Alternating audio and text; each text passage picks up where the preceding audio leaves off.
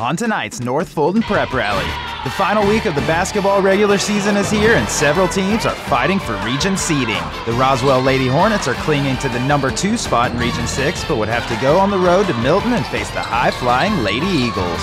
In Class A, the Wesleyan Lady Wolves are head and shoulders above the rest, and they look to prove that once again, taking on Pinecrest Academy. On the boys' side, things aren't as easy for the Wesleyan Wolves, but they still had a chance to grab the number 2 spot for the upcoming Region 5 tournament with a win over visiting Pinecrest Academy.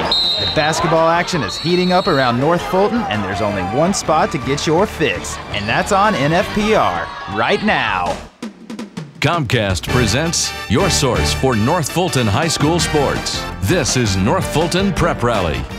Hello and welcome to another edition of North Fulton Prep Rally, your weekly high school sports program featuring the very best North Fulton High School action. I'm Chase Watson, joined by Nathan Shutter, year-round on Comcast Channel 25. Catch us here weeknights at 6, 8, and 10. And Nathan, the final week of the basketball regular season is in the books as we get to our keys to the weekend, with the Lady Eagles finishing strong. Milton girls defeat Roswell in the regular season finale 54-48.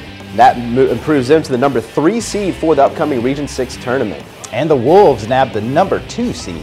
Yeah, the Wesleyan boys defeat Pinecrest Academy 62-54. Wesleyan will be the number 2 seed from their sub-region for the upcoming Region 5 tournament. And the Lady Wolves have a clean sheet. Keep on rolling. Wesleyan girls defeat Pinecrest Academy 73-21. Finish the region slate unbeaten. Will be the heavy favorites to win the region as well as the state title in Class A. We'll see what happens. Let's get to the highlights, and the Roswell Lady Hornets were trying to hold on to the number 2 seed in Region 6, but they would face a tough road test at Milton. Roswell would get things rolling in this one. Chattahoochee Street dishes to Iliari Falke. She drops in the bucket, and the Lady Hornets grab a quick 2-0 lead. Summer Smith, she's going to drive baseline and skip the pass cross court to Aaron Brundage, who squares up and drills the three-pointer from the side, making it 5-2 Milton. Milton pushing the fast break. Brundage hits Grace Farnsworth. It gets the nice assist to Summer Smith, who goes up strong with the right hand to give the Lady Eagles an 8-point lead. Then Farnsworth again dishing it off in transition. Dana Hardgrove is the recipient this time, and she lays it in to make it a 12-5 Milton advantage. Andriona Keys feeds Valerie Shields here in the post. She uses the nice left hand over the defender to pull Roswell to within 1, 20-19 right before the half. Some good ball movement now by the Lady Eagles. Anna Pop gets it to Grace Farnsworth all by herself in the corner. She buries the 3. The Milton lead back to 5 points. Roswell would not quit fighting. Keys snags the board off the missed 3 and gets the tough turnaround fadeaway jumper to fall in the third quarter. And then it's going to be Keys again, this time with the defense. She gets the steal and shows off the ball handling skills. She takes it all the way up court by herself and gets the layup to go, picks up the foul to pull Roswell within 1 of the Lady Eagles. But they would not get any closer in this one. Some more nice passing from Milton. Brundage hits another 3, and Milton grabs a big victory over Roswell, 54-48. So how's the state tournament shaping up for these two teams? Well, this is a very important game when it came to region tournament seeding. Roswell was the number 2 seed. After this loss, they dropped all the way to number 4, and Milton took over as the number 3 seed, allowing North Forsyth to jump up to the number 2 seed. So a very important game because now Milton gets to face West Forsyth in the first round, a much easier opponent. It's 1 win and you're in, and now Roswell is going to have to take on a very, very tough Centennial squad, and if they can get by them, then they have to face Alpharetta in that semifinal match. You know, they have to win against Alpharetta, the best team in the region, to get to the championship game. So this was a huge game for both teams. Roswell definitely has the tougher path to both the region championship and just to get into the state playoffs. The seeding really got jumbled up a little bit there. It really did. One game just really messed everything up. Back to the highlights, and the Wesleyan Lady Wolves have breezed through their regular season region schedule and look to close things out with a perfect record, taking on Pinecrest Academy. First quarter, Jordan Frazier zips the pass down to Kaylin Coswell. She finishes strong, and Wesleyan's up 4-0. Holly Wilkins yanks down the offensive rebound. She puts it right back in and gets hacked in the process. The Lady Wolves were dominant on the glass. Coswell misses here, but Wilkins cleans it up again. Wesleyan is rolling. Still in the first quarter here, and guess what? Another offensive board, and this time it's Missy Bird. She gets the jumper to go. Wesleyan Wolves up 11-1. On the fast break, Katie Fairking finds Kendra Talley in transition. She cuts to the rack, gets the layup to fall.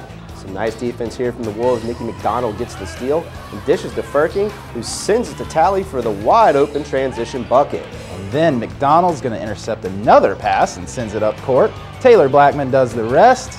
Wesleyan in cruise control, up 32-1. Pinecrest Academy trying to get anything going in this one. Some good ball movement ends up with Maggie Hurd draining a long three, but this one was already out of reach. In the fourth quarter, Wesleyan continues to pour it on. Lauren Firkin gets some help from her teammate. She peels off the screen, gets the pass in the lane, puts the left-hander in to make the score 61-12. Then to cap things off, Jordan Frazier drives it hard to the hoop. That made it 64-12. Wesleyan gets the win 73-21 over Pinecrest. Is there any team that can slow down Wesleyan in this tournament? There's some good teams in this region for sure. 4 of the top 10 in the Class A right now reside in Region 5, so definitely a lot of competition. I think St. Francis has the best chance to pull any kind of upset over Wesleyan. They're currently the number 5 team in the state. It's going to be difficult for any team in the state. In this region, Class A, it doesn't really matter. Wesleyan is just so good. They're going to be very tough to beat. Wesleyan's already beat St. Francis twice. They were closer games than most Wesleyan games, but still won by double digits. I think it's going to be tough for anybody to knock off Wesleyan, whether it be in the region tournament or the state tournament. Yeah, Wesleyan's been rolling out some big numbers on people lately. They usually do. They're a dominant force in Class A. Absolutely. The boys team at Wesleyan may not be as dominant as their female counterparts, but they had a chance to lock up the number 2 seed in the sub-region, taking on Pinecrest Academy. First quarter action, Drew Ritter fires the ball to Charles Mack in the post. Mack with a good move, Wolves up 2-0. Pinecrest would quickly respond. John Paul Metz gets it over to Zach Gard. The hook shot falls to tie things up at 2. Still in the first, Takeem Williams gets the steal and takes it the other way for the coast-to-coast easy wide open layup. In the second quarter, Paladins trailing 13-7. Zach Gard gets the nice turnaround jumper from the free throw line to fall. The Wolves would start to get aggressive. McAllister Ball gets the ball and drives hard to the rack. He draws the contact and gets the bucket. Wesleyan has a 15-11 second quarter lead. In the third quarter, Wesleyan continues to push. Shane Smith lobs a long pass to Will Clifton, who weaves his way to the rim, gets the shot to fall, and picks up the foul. Pinecrest would tie it up in the third when Zach Gard gets the strong low post shot to fall. 26-all headed to the final quarter. Wesleyan would turn up the heat from there. Takeem Williams finds Will Clifton open in the corner. He buries the 3 for a 10-point Wolves lead. Then Clifton does it again. This time he burns by his man and takes it to the lane for the layup.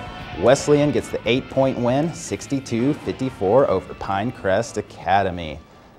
All right, so are they going to be a state tournament team come next week? Well, I think the Region 5 tournament on the boys' side is going to be very difficult for anybody. I think all the teams are very balanced. I don't think there's any one team that's head and shoulders above the rest, but I like Wesleyan's chances, especially if they're knocking down the 3 ball, which they don't live and die by, but it's definitely a big part of their game. They've gotten so much better all season. I like where they're at right now. They're kind of peaking, which is where you want to be at this time of the year. I think they get it done. They're in one of those 4 spots going to the state tournament. I'm with you. I think they get in there.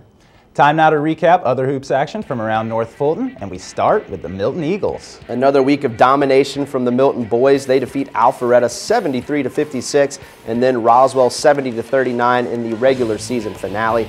They will play the winner of Roswell and Alpharetta in the Region 6 tournament. Of course, they get a first-round bye. They have already clinched their playoff spot, so that's nice for them to kind of sit back, watch the game ahead of them, and then kind of prepare for one of those 2 teams. How about Centennial?